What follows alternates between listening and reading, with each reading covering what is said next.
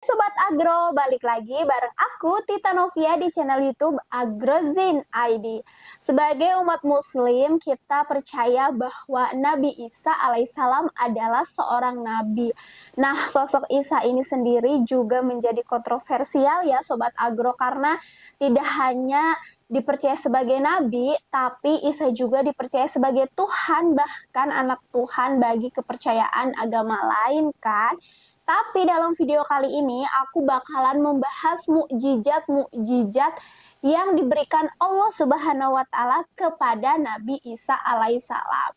Yang berdakwahnya pun di dalam cerita itu sulit sekali untuk diterima oleh kaumnya loh Sobat Agro. Kira-kira gimana? Kita langsung saja ke videonya yuk, let's go!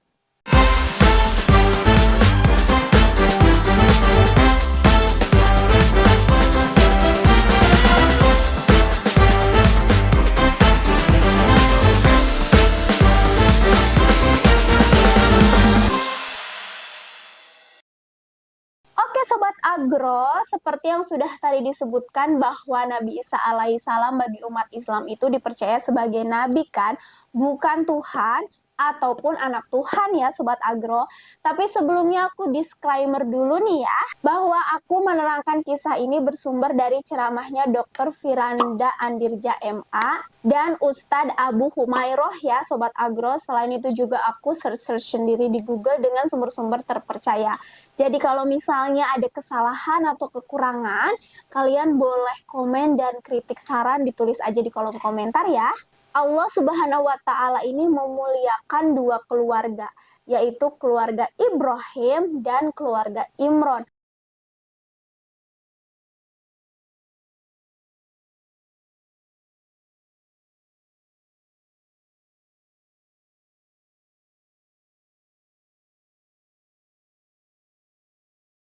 Dan Nabi Isa ini berasal dari golongan atau keluarga Imron. Lalu siapakah keluarga Imron ini Sobat Agro? Nah, keluarga Imron ini merupakan alim ulama yang menjaga Baitul Maqdis. Nah, pemimpin Imron ini otomatis memiliki istri kan, dan diceritakan bahwa istrinya ini menurut dokter-dokter atau alim ulama di sana itu dinyatakan istrinya itu tidak bisa mempunyai anak alias mandul. Alhasil istrinya pun tidak putus asa dan tetap berdoa gitu Sobat Agro kepada Allah sampai bernazar bahwa kalau misalnya istrinya dikaruniai seorang anak, maka anaknya akan dinobatkan sebagai anak yang berkhidmat atau anak yang sering berdoa di Masjidil Aqsa. Karena usaha itu terus dilakukan oleh istrinya pemimpin Imron ini, alhasil istrinya pun hamil dan melahirkan seorang putri yang bernama Maryam.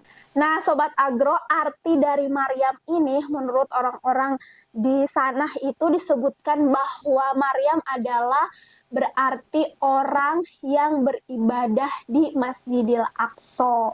Dikisahkan juga Sobat Agro bahwa Maryam ini menjadi rebutan para alim ulama. Rebutannya untuk apa? Mereka itu ingin sekali merawat Maryam ini. Karena kan dilahirkan dari seorang ibu yang diklaim tadinya mandul kan. Jadi banyak banget orang yang berdebat ingin mengasuh Maryam. Namun akhirnya Maryam jatuh pada asuhan Nabi Zakaria. Siapa sih Nabi Zakaria alaihissalam ini? Nah, Sobat Agro, dikisahkan juga bahwa Nabi Zakaria ini mempunyai istri, dan istrinya itu sepupuan dengan ibunya Maryam, yaitu istrinya si pemimpin Imron ini Sobat Agro. Jadi Maryam diasuhlah sampai dewasa oleh pamannya sendiri, yaitu Nabi Zakaria. Seiring berjalannya waktu, Maryam pun tumbuh dewasa dan memiliki mahrabnya sendiri atau tempat beribadah sendiri gitu ya di Masjidil Aqsa. Karena kan dia seorang perempuan, tidak mungkin dong bercampur dengan laki-laki, dan dikenal sebagai wanita yang soleha. Karena aktivitasnya hanya beribadah kepada Allah Subhanahu wa taala di Masjidil Aqsa.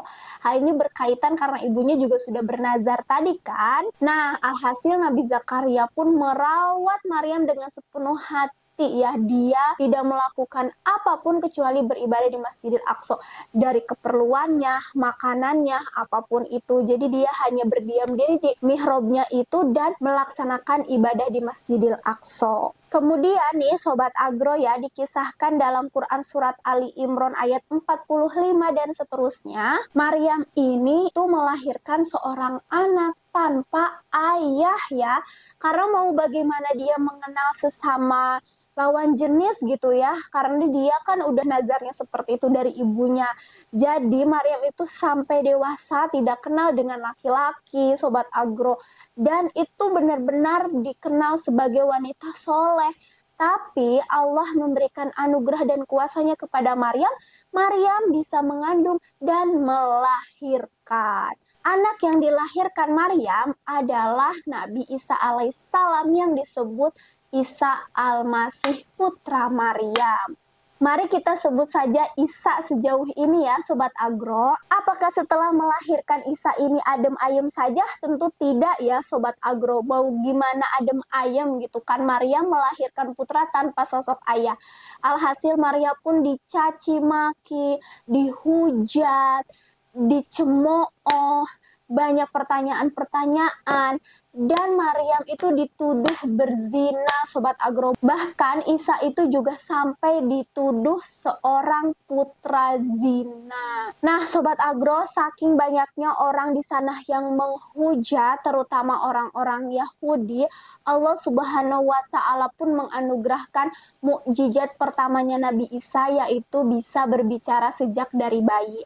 Jadi ceritanya Sobat Agro, saking banyaknya cacian-cacian atau cemoohan, putra siapakah itu? Putra dari manakah itu? Apakah Maryam sudah menikah?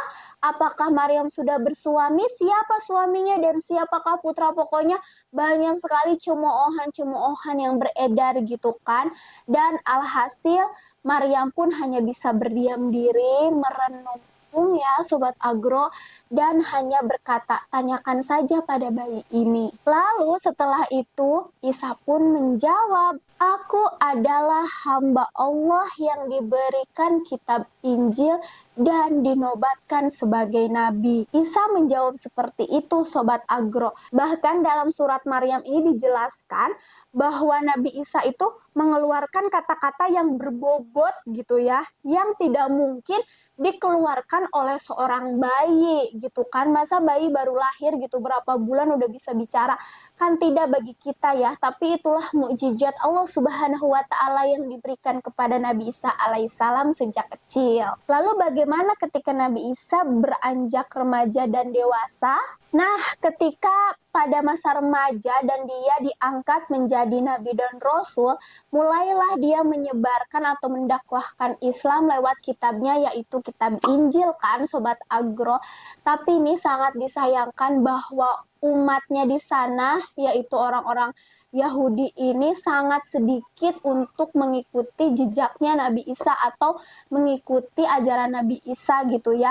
Bahkan yang mengikuti ajaran Nabi Isa pun itu masih banyak penentang gitu, kayak bertanya ini itu segala macam, kayak dirinya itu tidak merasa yakin gitu akan ajaran yang dibawa oleh Nabi Isa alaihissalam ini. Nah, hal ini juga didukung dalam Al-Quran dan dikisahkan bahwa pada zaman Isa itu masih banyak penyihir kan Sobat Agro. Jadi untuk membuktikan kenabiannya ini nih, Nabi Isa itu menggenggam segenggam tanah di atas kepalanya dan menghempaskannya ke langit, dan tanah itulah berubah menjadi burung. Dan ini disebut sebagai mukjizat yang lainnya bahwa Nabi Isa bisa merubah benda atau tanah menjadi seekor burung.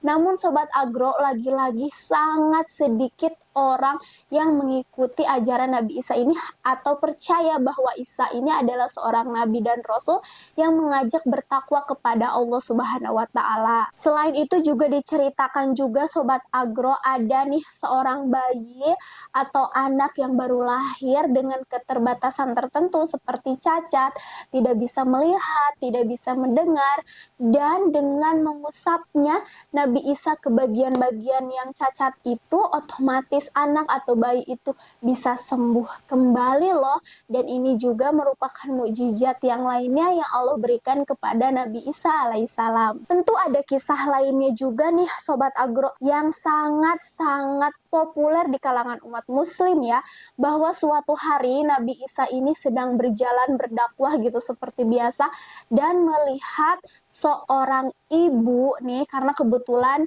dia itu melewati sebuah kuburan gitu, dan Nabi Isa alaihissalam melihat seorang ibu yang duduk termenung di batu nisan menangisi anaknya yang sudah meninggal Sobat Agro.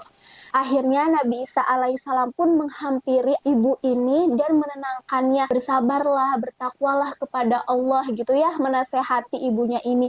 Tapi tetap saja ibunya hanya ingin anaknya hidup kembali nih Sobat Agro. Alhasil Nabi Isa pun merasa iba kan Sobat Agro. Lalu kemudian Nabi Isa melakukan sholat dan berdoa kepada Allah memohon agar anaknya ini dapat dihidupkannya kembali. Tidak lama kemudian kuburannya bergetar lalu membelah hingga akhirnya anaknya keluar dengan wujud rambut sudah beruban Sobat Agro. Artinya putranya itu sudah tua. Lalu Nabi Isa pun bertanya, apakah betul ini ibumu? Lalu jasadnya itu menjawab, iya, katanya kan. Lalu Isa bertanya lagi nih kan, bagaimana bisa kamu hidup kembali? Lalu orang itu menjawab, tiba-tiba aku merasa daging-dagingku menempel kembali kepada tulang-tulang dan berubah menjadi jasad. Kemudian aku mendengar suara lagi dan ruhku masuk dan muncullah suara ketiga, tiba-tiba kuburanku terbelah dan muncul gitu kan. Tapi Sobat Agro, jasad ini mengira bahwa itu tuh udah hari kebangkitan di hari kiamat gitu kan ya. Dan ibunya pun berdiri tegap terheran-heran sampai gemetar. Akhirnya ibunya pun meminta kepada Nabi Isa alaihissalam untuk menguburkannya kembali atau mewafatkannya kembali anaknya itu.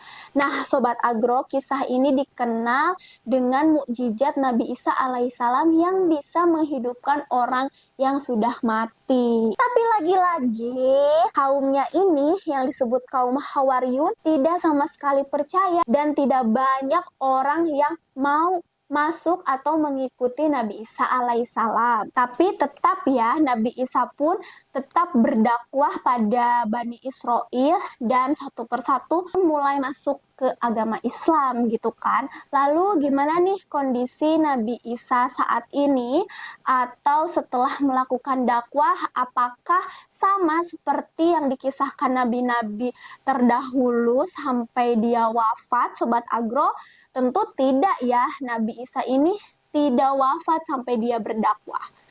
Gimana ya ceritanya? Nih kita masuk ya. Diceritakan bahwa kerajaan Romawi ini mulai khawatir gitu dengan berkembangnya agama Islam yang makin pesat dan makin banyak pengikutnya. Dan akhirnya kerajaan Romawi pun merasa bahwa aduh takut tersingkirkan nih akan adanya Isa yang berdakwah tentang agama Islam gitu.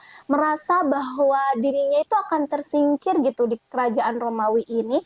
Akhirnya pemimpin pada zaman itu memerintahkan pasukannya untuk membunuh Isa. Nah, ketika sudah mulai mengepung pasukannya di markas Nabi Isa alaihissalam dan pengikutnya, Nabi Isa tuh udah merasa notice gitu, dan pengikutnya juga sudah merasa notice bahwa mereka tuh tidak mampu untuk melawan pasukan-pasukannya. Karena sebelumnya Nabi Yahya alaihissalam pun terbunuh oleh pasukan ini.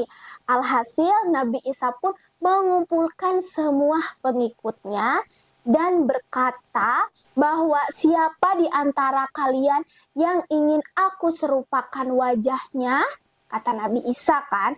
Akhirnya muncullah nih seorang pemuda yang mengatakan, jadikanlah saya serupakan denganmu. Lalu Nabi Isa pun mengusap wajahnya dan langsung seketika pemuda itu mirip sekali dengan Isa. Bukan mirip lagi, sama gitu Sobat Agro dengan Nabi Isa.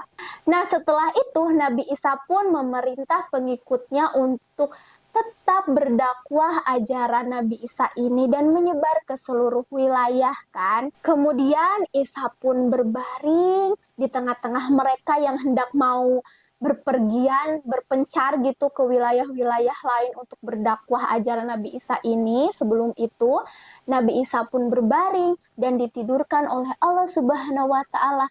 Lalu Nabi Isa diangkat ke langit dan kejadian ini disaksikan oleh para pengikut Nabi Isa saat itu. Saat itulah berakhir tugas dakwah Nabi Isa alaihissalam di muka bumi Sobat Agro. Jadi Nabi Isa tidak meninggal ya. Dan disebutkan dalam Al-Quran bahwa Nabi Isa ini akan kembali Allah turunkan ke bumi pada akhir zaman nanti. So, itulah Sobat Agro, mukjizat-mukjizat yang Allah berikan kepada Nabi Isa alaihissalam. Semoga dapat kita ambil hikmahnya ya Sobat Agro. Terima kasih banyak yang sudah menonton video ini sampai akhir. See you next video. Bye Sobat Agro.